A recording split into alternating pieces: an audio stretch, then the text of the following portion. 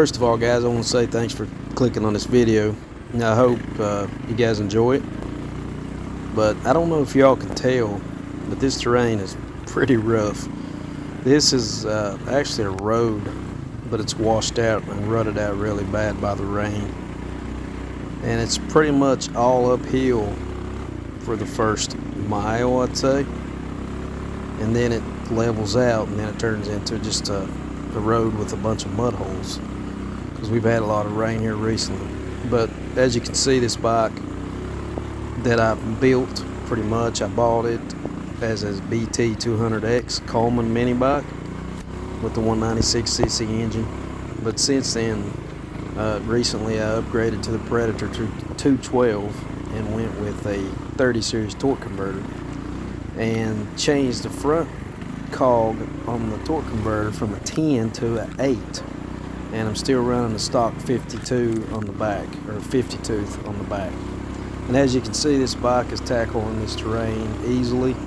I'm barely having to get into the throttle just to keep the torque converter engaged, and it's doing a wonderful job. I'm really amazed at how well it's climbing, because I'm used to that centrifugal clutch, which done okay, and I put it through a lot of abuse, and it's still in use today on my son's mini bike.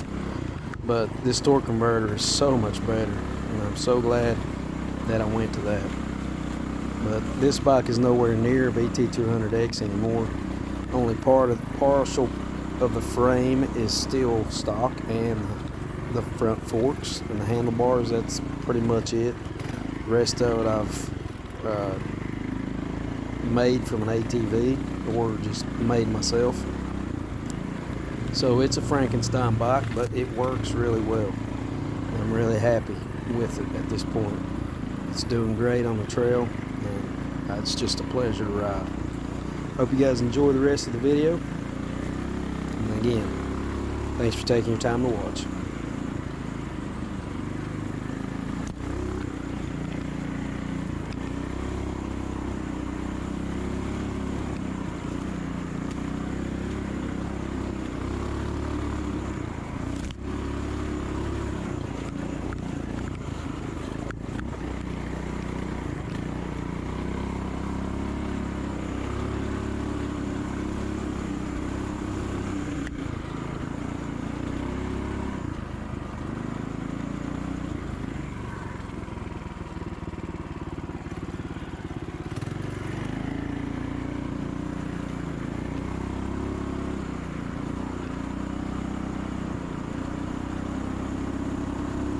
Some of these mud holes, guys, were all the way up to the foot pegs. I mean, some of them were pretty deep, because people ride side by sides and bring smaller trucks up on this trail.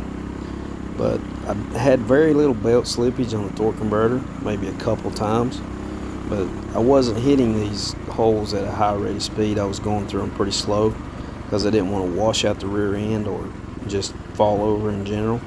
But it done great through the water as well, with, like I said, minimal belt slippage, which I'm really amazed at. But I do have splash guards on the front and under the back fender, so it done pretty good. Just thought I'd give you guys a little heads up on the mud holes. I don't know if you can tell by the video, but some of them were quite deep.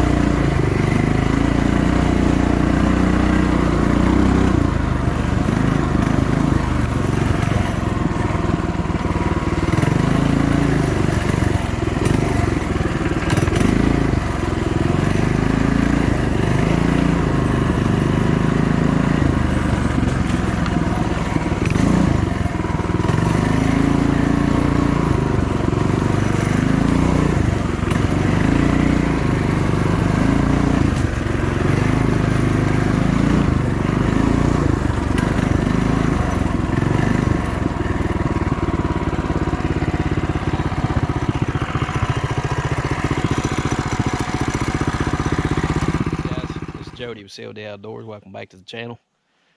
We appreciate all the new subscribers. Appreciate all the views that we've had on our older videos. I know we've been AWOL for a while, but we're going to try to start doing better. Just enjoying life, pretty much. As you can see, we've done some riding today.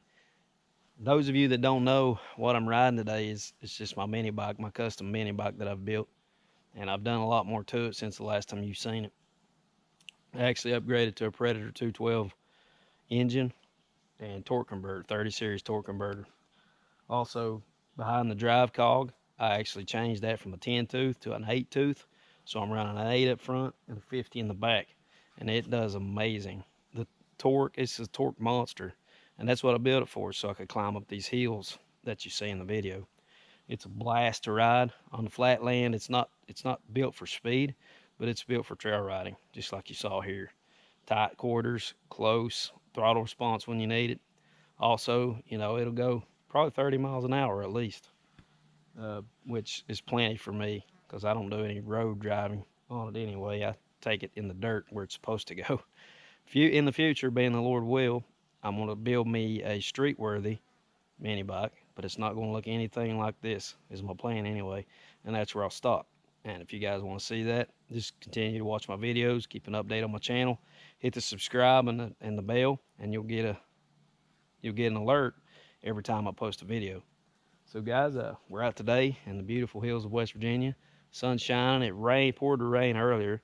As you can see, the trail's wet, lots of mud holes. My shirt's soaking wet now from coming through the trees. I probably got ticks all over me, but having a good time. I enjoy getting out riding.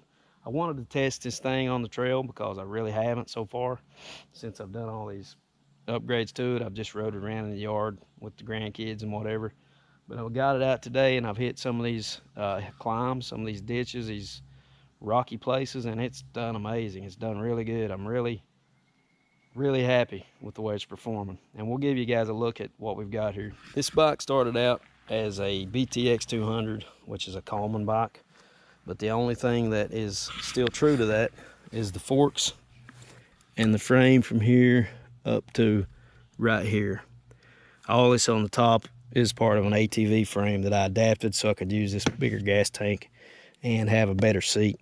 Also, I made a swing arm, so I do have suspension. I've got a shock tucked away underneath here.